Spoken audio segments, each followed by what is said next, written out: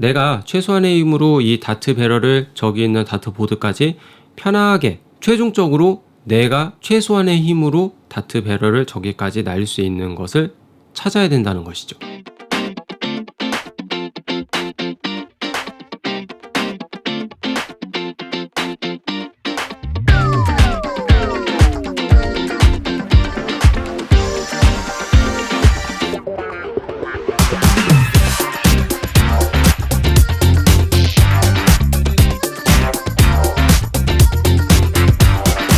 여러분 안녕하십니까, 다트상입니다.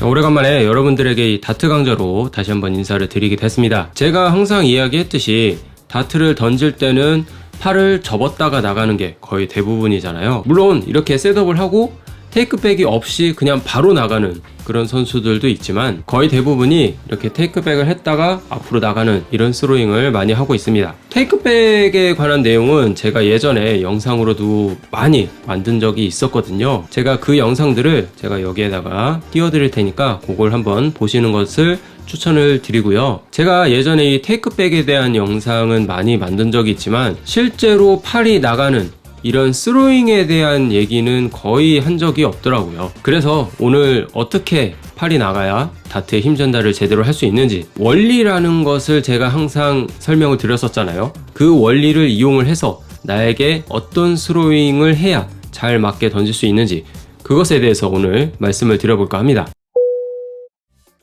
제가 여태까지 만들었던 이 다트 강좌 영상들을 쭉 보신 분들이라면 앞으로 나가는 스로잉에 대해서 언급을 한 적은 있었을 거예요. 힘을 뺀 상태에서 앞으로 그냥 쭉 나가기만 하면 된다, 이런 식으로만 간단하게 이야기를 했었지 정확한 메커니즘에 대해서 얘기를 한 적은 없었어요. 뭐 원심력에 대해서 간단하게 얘기를 한 건 있긴 하지만, 그리고 한 가지 더 명심을 하셔야 될 게 있는데, 굳이 다트를 던질 때뿐만 아니라 어떠한 운동을 하든 간에 힘을 최대한 쥔 상태에서 조금씩 빼나가는 것도 할 수는 있지만 체력을 최대한 낭비하지 않고 적절한 힘을 찾아 나가기에는 힘이 없는 상태에서부터 조금씩 넣어가는 것이 훨씬 도움이 된다. 자, 이 얘기가 무슨 얘기인지 아셨으면 여기서부터 시작을 하는 거예요. 제가 항상 기초적으로 말씀을 드리는 부분이지만 이렇게 테이크백을 하고 앞으로 나갈 때 최대한 힘이 없는 상태에서 셋업을 이렇게 해서 만들어 놓은 다음에요, 이렇게 하면 힘이 하나도 없죠. 힘이 없는 상태에서 그대로 이렇게 뒤로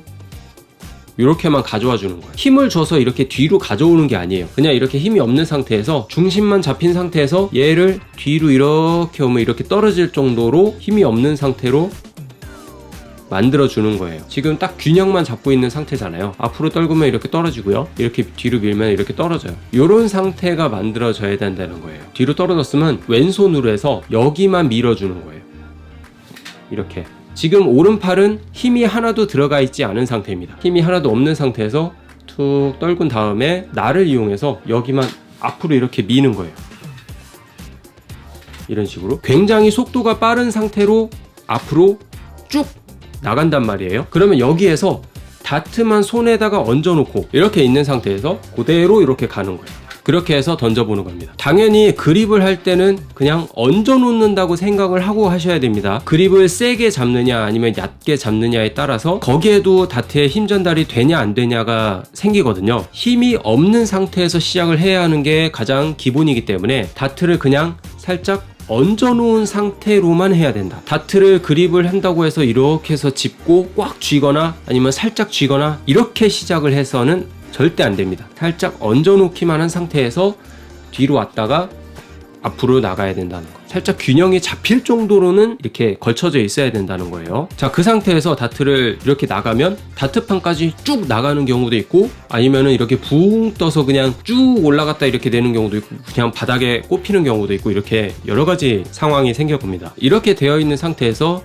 제가 이제부터 말씀드리는 요 이론을 가지고 내가 어떻게 하면 정확한 스로잉을 할 수 있는지, 그것에 대해서 이렇게 생각을 해보면서 이 강좌를 들어보시면 됩니다.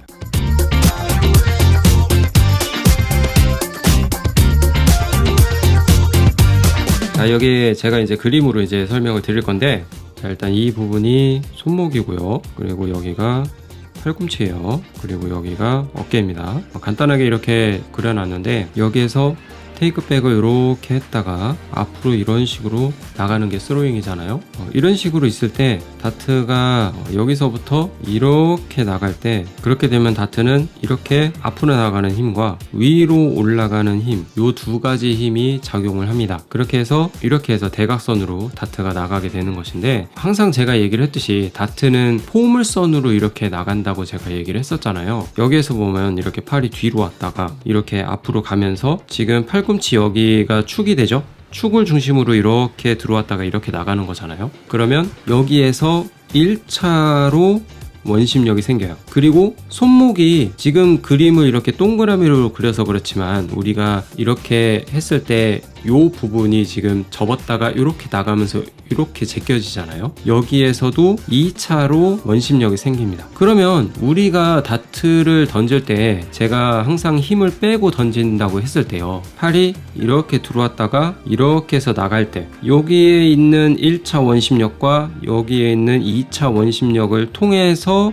다트에다가 최종적으로 이렇게 대각선으로 힘을 전달해 주게 되는 게 이 원리예요. 이 전체에서 속도가 붙게 되면 이제 다트는 이 대각선 방향으로 굉장히 빠르게 나가게 되는 것이죠. 그렇다면 여기에 있는 1차 원심력과 여기에 있는 2차 원심력을 이용을 해서 다트를 던질 때는 어떻게 내가 조절을 해야 되냐? 조절을 하기가 원래는 힘들어요. 내가 팔꿈치에 힘을 줄 수는 없거든요. 팔에다가 힘을 줄 때는 여기에 있는 전완근 부분, 그리고 여기에 있는 2두, 3두 요 부분, 그리고 어깨에 있는 근육, 요 등까지 이렇게 해서 했을 때 다트를 던질 때 힘을 넣어주는 곳이 요 부분이거든요. 그러면 제가 말씀드린 이 이론을 가지고 했을 때 힘이 없는 상태에서는 그냥 이렇게 접었다가 이렇게 나가기만 하면 여기 있는 것과 여기 있는 게 그냥 이렇게 슉 펴지면서 다트가 나가겠지만, 이 부분들이 힘이 들어가게 되면은 굳이 내가 접었다가 나가는 속도를 빠르게 하지 않아도 다트의 힘 전달을 제대로 해줄 수가 있어요. 어떻게 보면 이 말이 되게 쉬운 말인데 제가 지금 조금 어렵게 풀어서 그렇지만, 이 팔에 힘이 들어가면 다트의 힘 전달도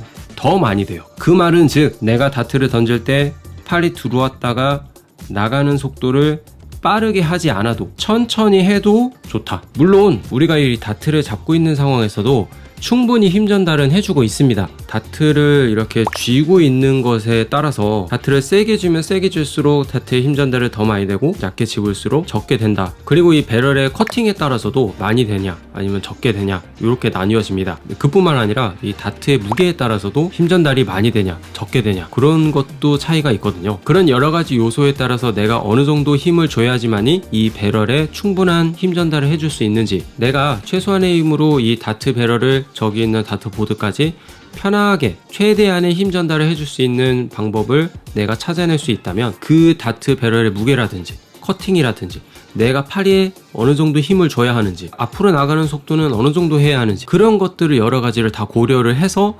최종적으로 내가 최소한의 힘으로 다트 배럴을 저기까지 날릴 수 있는 것을 찾아야 된다는 것이죠.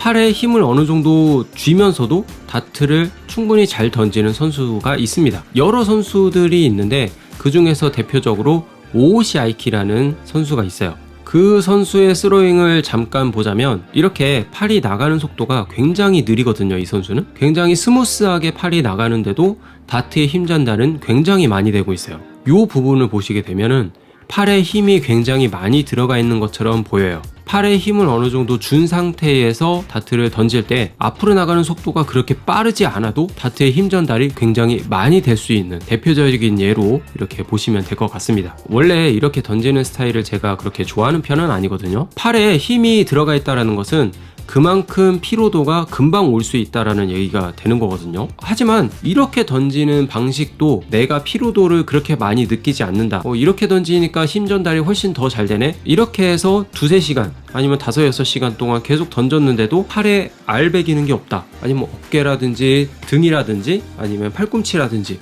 이런 곳에 무리가 전혀 없다, 그렇다고 하신다면 이런 식으로 연습을 하셔도 됩니다. 이 다트를 던지시는 분들께서 잘못 생각하고 계신 분들이 가끔 계신데, 처음에 조금 불편한 자세를 했을 때 근육통이라든지 이런 게 오거든요. 처음에는 안 쓰는 근육을 사용하니까 한 일주일 정도 근육통이 올 수 있어요. 하지만 그 이후에도 계속 통증이 지속된다, 그러면 그만둬야 돼요. 조금 조금 어느 정도 적응이 됐다. 그때부터는 나한테 조금 적절한 스로잉을 찾았다라고 생각을 하고 연습을 지속적으로 하셔도 됩니다. 이런 방식대로 연습을 하시다 보면은 나에게 적절한 스로잉이 어떤 스로잉인지 알게 되는 때가 올 거예요. 그러면 그 스로잉을 가지고 6개월 7개월 아니면 1년 이런 식으로 해서 연습을 해보시고 정말 나한테 안 맞는 것 같다.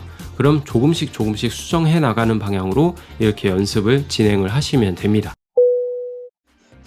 제가 여태까지 이 스로잉에 대한 것을 언급을 하지 않은 이유가요. 이 다트를 던질 때 사람마다 신체가 다 다르잖아요. 그래서 이 다트 강좌라는 이 컨텐츠를 가지고 영상을 만들 때는 사람마다 다 신체가 다르기 때문에 모두에게 해당이 되는 중립적인 이야기를 좀 해야 되거든요. 가끔 그러신 분들이 계세요. 제가 다트 강좌 영상을 이렇게 해서 올려드렸는데 나에게는 맞지 않는 것 같아. 이 강좌는 틀렸어. 라고 이렇게 생각하시는 분들도 가끔 계셨단 말이에요. 스로잉 같은 경우도 제가 여태까지 계속 미뤄왔었던 이유가 사람마다 팔 나가는 속도가 전부 다 다르거든요. 팔에 힘을 최대한 빼고 그냥 부드럽게 이렇게 그냥 나가라고 이렇게만 얘기만 했었지 정확하게 이렇게 강좌로 얘기하는 것은 없었단 말이에요. 그래서 오늘 이 영상을 찍게 된 건데 어떻게 하면 나한테 적절한 스로잉을 찾을 수 있는지 전체적인 메커니즘이라든지 이런 방식도 있다라는 것을 제가 알려드리면 아 요런 것도 있구나 라고 생각을 하시고 나의 몸에는 어떻게 적용할지를 잘 판단을 하셔서 연습을 하시는 것을 추천을 드립니다.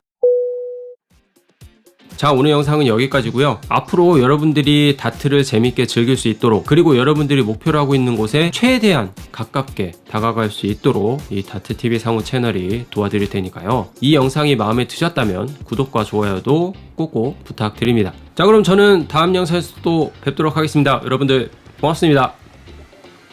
유바!